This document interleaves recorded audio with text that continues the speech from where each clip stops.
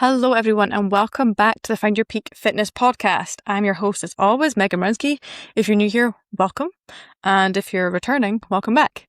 So today I'm going to be covering a topic on burnout. And this is, unfortunately, a topic I know I'm all too familiar with. And I'm sure many of you listening are familiar with it too. It is not a fun feeling.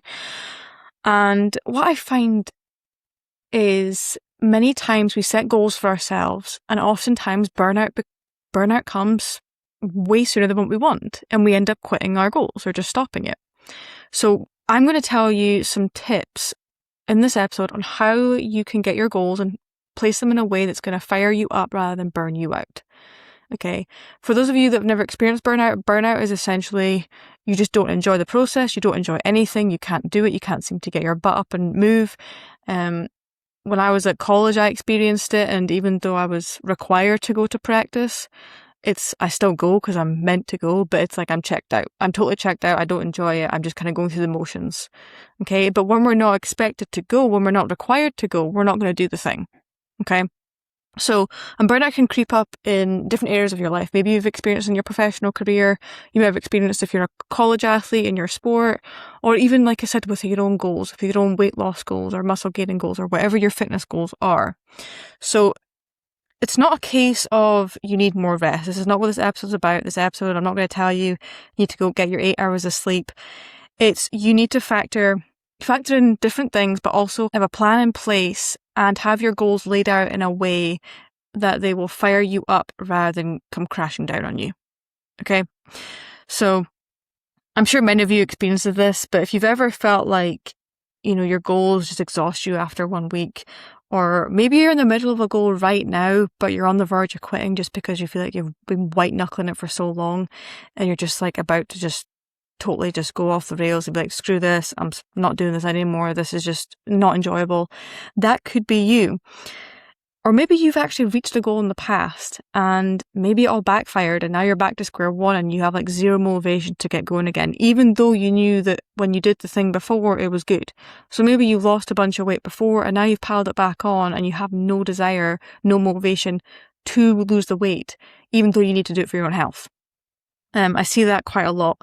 So this episode will definitely help you. Okay, so in this episode, I'm going to be diving into the foundations of goal setting and implementation that will make sure that your goals are going to fire you up rather than tear you down. Okay, so we're not even going to approach burnout. Okay, by the end of this episode, you're going to have a clear idea of what you need to do in order to set yourself up for success and not be a victim of burnout.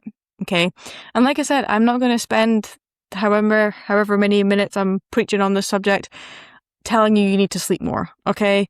If you're feeling tired, you're feeling burnt out, then maybe you do need to take some time away. But I'm not going to spend the episode talking about sleep and the importance of that. This is something, a little bit of a different approach. Okay. This is like before you even start the goal or before you even make the changes.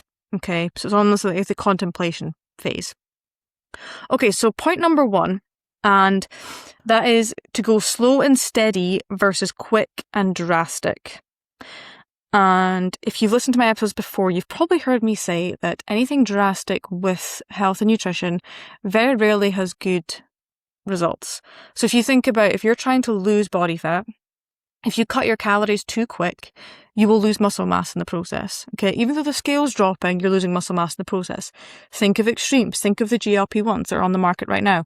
Great tool if they're used in the right way, but many people are cutting their calories too quick, and that's why they're seeing all this weight come piling off, but they have that saggy kind of look. It's because they're losing muscle. Okay, so if you cut your calories too quickly, you will lose muscle. Your body taps into that muscle mass, muscle tissue, rather than the fat mass, which is what we want. We want to lose fat, retain, even possibly build muscle. Okay, if we think of the flip side, if you're trying to gain muscle and you put in too many calories at once, your body can't metabolize that quick enough, so it ends up storing body fat in the process. So we get that fluffy kind of look. Okay. And I've experienced both of these before. That's why I can talk about it. And neither of them are fun. Neither of them have got good benefits. Or I don't know if it's a thing. Good benefits. Good results, I should say. Okay. When I lost weight too quickly, I lost a lot of muscle mass, and I was a college golfer at the time. I lost, not to mention, a ton of distance with my in my golf game. I lost my menstrual cycle, and it was also just a loss of I couldn't think straight. Okay, and I ended up developing a really poor relationship with food, and it did not set me up for success at all. But I was naive, I was impatient, I was white-knuckling, I'm going to do this. I always quit on my health goals, not this time, and I white-knuckled it, and I did not get the result I wanted. I ended up having a whole other set of problems I had to encounter. On the flip side of that, about almost 2 years ago now, I think, I went on my first ever kind of gaining phase, and I gained weight way too quickly, and I did put on fat in the process. It wasn't an insane amount of fat, but I did not really feel good having that amount of body fat getting put on my frame all at once. So I was kind of achy, I was sore, my mobility sucked. Even though my workouts were pretty good, I was the strongest I've ever been, I just didn't feel good in myself. And like I said, I was just sore. My digestion was off. I remember my sleep got really awful. So both of these things they're drastic, big changes. They happened far too quickly, and the results just aren't what you want. So go slow and steady, okay? Especially if you're new to strength training, if you're new to your kind of health and fitness journey, if you're just embarking on a journey right now, and you're just trying to make lifelong change, but you don't even know where to start small. It can literally be as small as you go for a walk every morning. Okay, it doesn't have to be, and it shouldn't be, I've never strength trained in my life. I have never tracked my food, and my sleep is dog crap. I'd sleep 5 hours a night. You don't need to go to the gym 5 days a week and start tracking your food and eating 200 grams of protein and going to bed at 7 o'clock so you can get 9 hours of sleep in. Okay, start small, because you'll do that for maybe a week and then you'll quit. Okay, so you want to go slow and steady. Introduce the behavioral change. Okay, start with being consistent with training once a week. And once you can nail that for a few months, add another workout session in. Okay, I am very, very, very careful when it comes to my clients wanting to add volume or making nutrition changes or whatever the case may be, because I have to assess, okay, where are they coming in from? Where's their starting point? Okay, now when I first meet them, I ask them a lot about their background, but also as we go, it's okay, let's make small changes. Okay, rather than, okay, if you come in and you've got all these crazy goals, which I love, but you've never worked out before and you want to work out 5 days a week, it's no. Show me that you can show up 3 days a week, and then we'll talk about the 5 workouts a week down the line. Okay, but show me you can be consistent with the basic stuff. Once you've kind of got a bit of momentum going with it, so once you've got your training in a good spot and maybe you've made some good nutritional changes, then you can kind of just compound from there, okay? But even once you've got these habits in place, you want to still make small tweaks. Like I said, going back to that fat loss and muscle gaining, doing things too quickly, you still want to make small tweaks. Especially when it comes to nutrition, I definitely advise clients or anyone to make small changes over time. Fiber especially, okay, if you're trying to increase your fiber intake, do not go crazy. Do that very small and methodically, week over week. Trust me, you will thank me for that one. With that, and I kind of said this before, is only make changes over time, once you can be consistent with where you're at just now. Okay, so like I said, if I get a client who comes in who's highly motivated and wants to work out every single day, it's show me you can be consistent for those three workouts a week, and then we can talk about adding more volume. Okay, so don't add anything more until you are consistent. Consistency is the most important thing. Okay, I've said this before, you can have amazing nutrition, you can have amazing workouts, but by far the biggest thing is, can you be consistent with those things? Okay, can you have a consistent routine? Can you have a consistent sleep time? Can you have a consistent hydration level? Okay, so having all these habits in place, it's how consistent are you? I don't care if you have a perfect day, if that's 1 day a week, because that's not going to really do much. It's going to take you forever to get to your goals. But if you can have a bunch of okay days mixed with every so often a really good day, and even on your bad days, they're still pretty good, that's what gets the long-term results. I've said this before, it's if I just showed up on the days that I wanted to, I would never be here. Okay. Remember Tiger Woods said, it's how good is your bad golf? Okay. So with your health and nutrition, it's how good are your bad days? If your bad days are still pretty good or they're getting better, then you're going to see amazing, amazing, miraculous results. Okay. So be consistent and don't quit after a week because things aren't working. Okay. You get frustrated and things aren't working, so you just quit.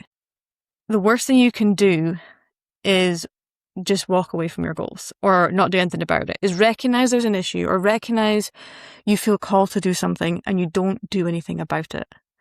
Okay, if you are unhealthy, if your doctor just diagnosed you with high blood pressure, the worst thing you can do is just walk away and not do anything about it.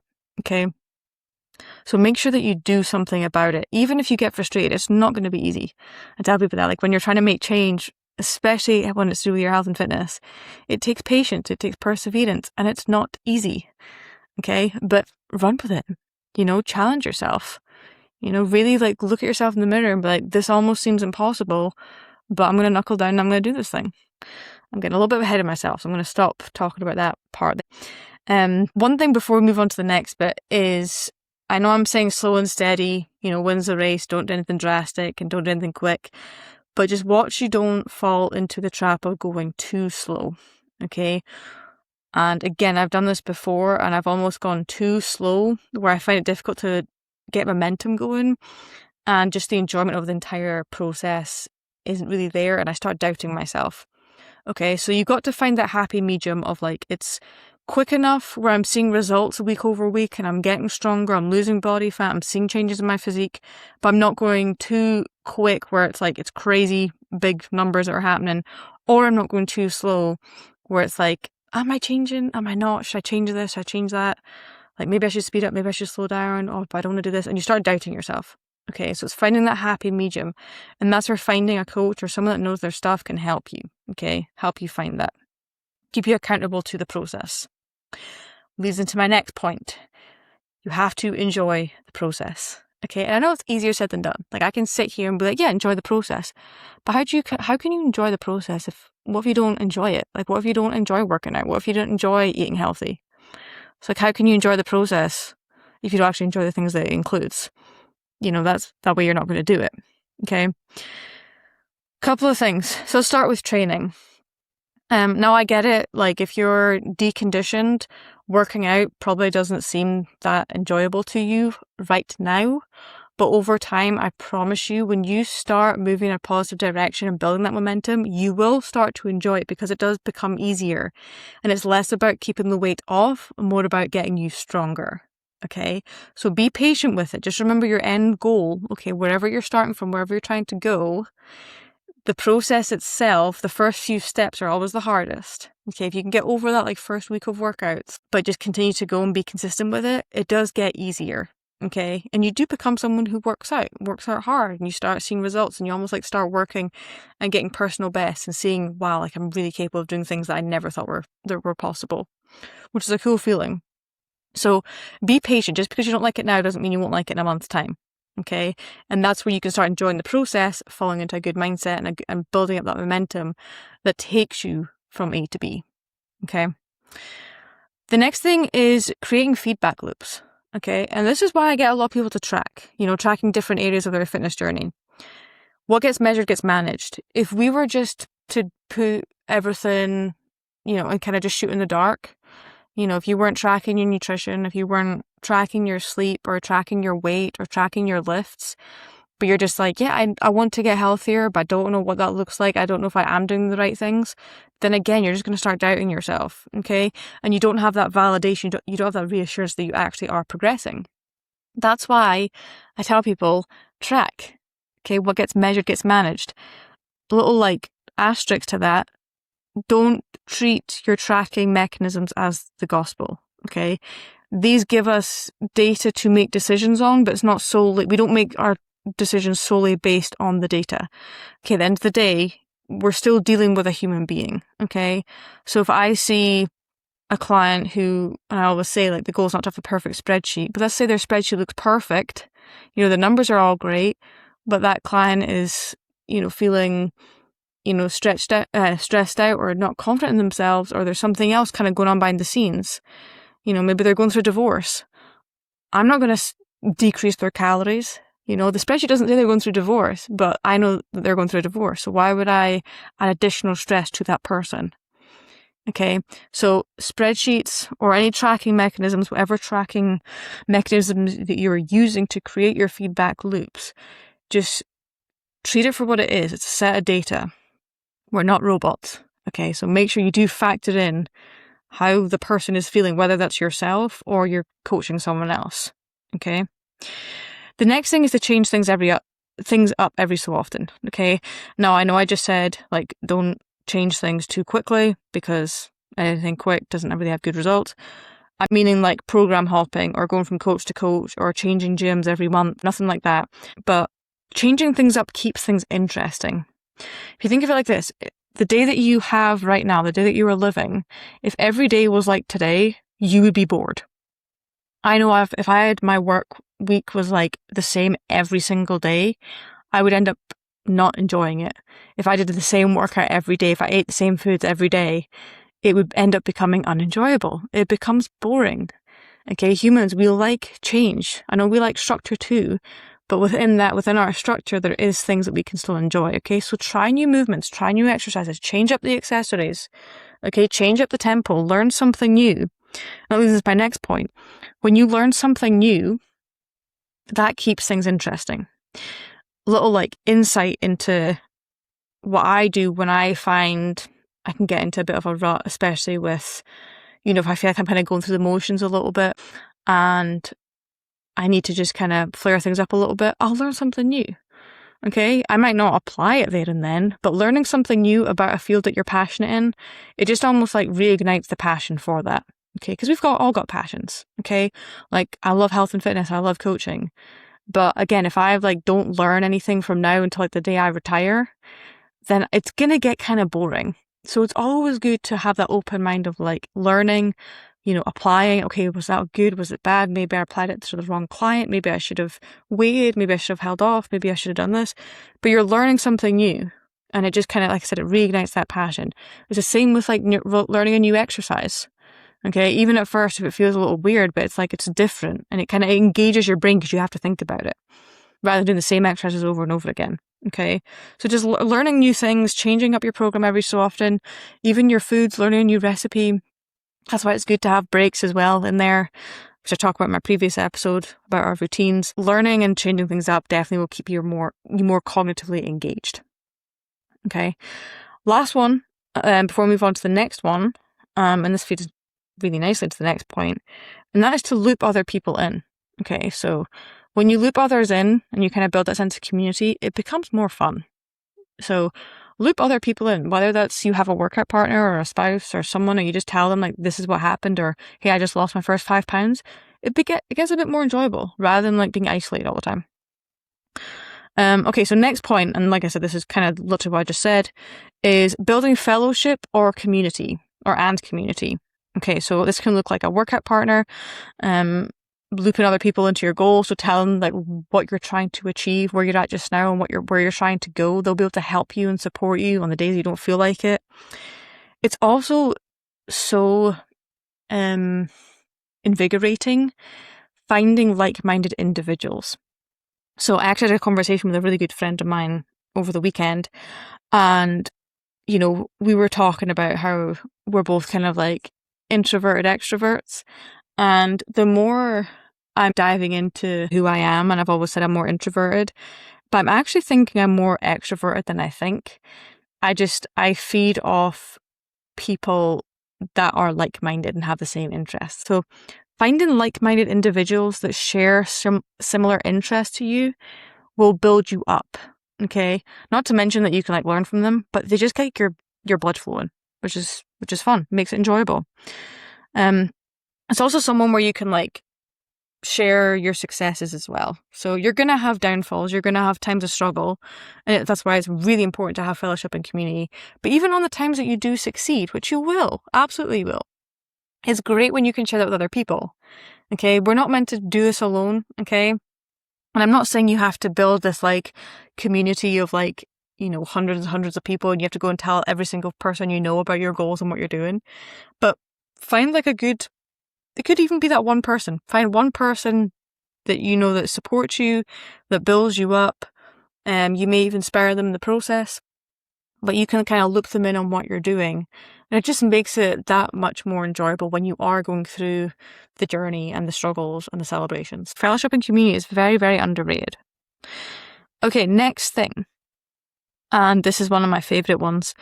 And that is set scary goals. Okay. Now, what this does, when you think of a goal that almost seems impossible to you, that will keep you engaged versus having a goal that is kind of boring or like, yeah, I could do that.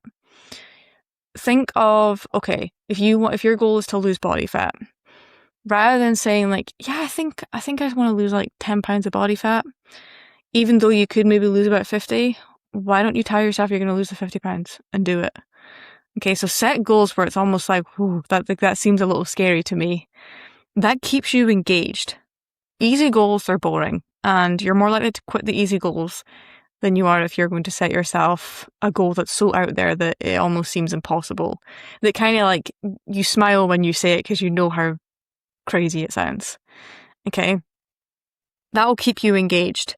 And there might be a goal that has been or something on your mind that's been on your mind for years now, but you've always told yourself you can't do it. Maybe you listen to this episode is your sign that that's the thing you should be doing. Okay? And like I said, go for it. The worst thing that can happen is that you don't do it, and 10, 15, 20 years down the line, you regret it. You think back like, well, what if? Okay, wouldn't you rather in 20 years down the line think, well, I don't think what if because I tried it and this is what happened. This was the result. At the very least, you will gain something. At the very least, you will learn. At the very least, you won't have a regret towards that goal. Okay, so if you're listening and you have a goal that has been weighing on you for a while, then this is your sign to get off your butt and go do it. Last thing, and that is focus on self-discipline over motivation. Now, we all know this. Motivation is fleeting. Okay, it's great when it's there. We take advantage of it. But self-discipline by far is what's going to move you on the days that you don't feel like doing it. Okay, we always choose self-discipline over motivation. I think we all know that by now. But it's true. Okay, so I'm not going to spend too much time on this point because I think we do all know this by now. But I'm going to kind of approach the self-discipline in a different route than what I typically do. And with relation to avoiding burnout, self-discipline is knowing when to push and when to pull. What do I mean by this? Oftentimes when we think of self-discipline, we think of, well, I work out when I don't feel like working out. I go for the walk when I feel like not going for the walk. I eat the healthy meal when I really want the pizza. It's like doing the action over versus the action, like the non-action, I guess. Okay. So usually it's like getting up when you don't want to get up, things like that. Knowing when to push and when to pull. It's knowing when to rest when you need it, when to rest versus training.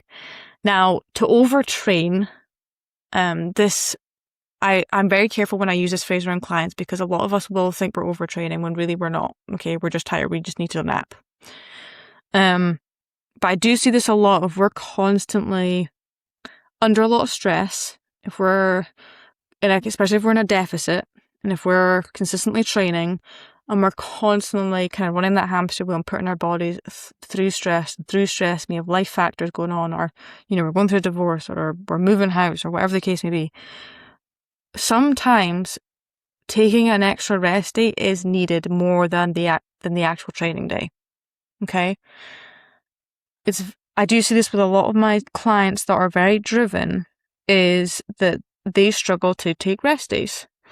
And even when they take a rest day, it's like sometimes they need multiple rest days, and that's an even harder task to do. But self-discipline is knowing when to push and when to pull. So knowing when you need to rest. And I know it sounds a little backwards and not everyone will relate to this. Okay, I'm not saying that you need to rest more. Majority of people listening need to just get up and go and train more and channel that self-discipline towards the workouts. But there will be people there that need to sit down and just relax and sleep and rejuvenate. Okay, so it's knowing when to push and when to pull, but focus more on self-discipline over the motivation. Okay, that will help you avoid burnout. So disciplining your time, being disciplined with your relaxation. Okay, so when you take a rest day, you actually take a rest day. When your coach gives you refeed calories, you actually hit the refeed calories. You don't go under, because that is not overachieving. I had this conversation with a client this morning. Because you're 300 calories under your macros, you're not overachieving. Okay, I give you macros for a reason. I give you training targets for a reason. Okay, So make sure you're hitting your numbers that your coach is giving you, but make sure you're also scheduling time for your relaxation. Discipline also includes your evening routine, okay? The time you go to bed, the time you wake up, okay? It's not all about getting up early and crushing a workout and eating chicken, broccoli, and rice for every meal for all week, okay? So it's know when to push and when to pull, okay? And how to recognize that, sometimes you need someone to tell you, okay? Anyway, I hope you guys enjoyed that episode. If you have any questions, please reach out. I've linked my Instagram below. You will also find an application for coaching below if you are interested. Anyway, enjoy the rest of your week, and I will see you guys in the next episode.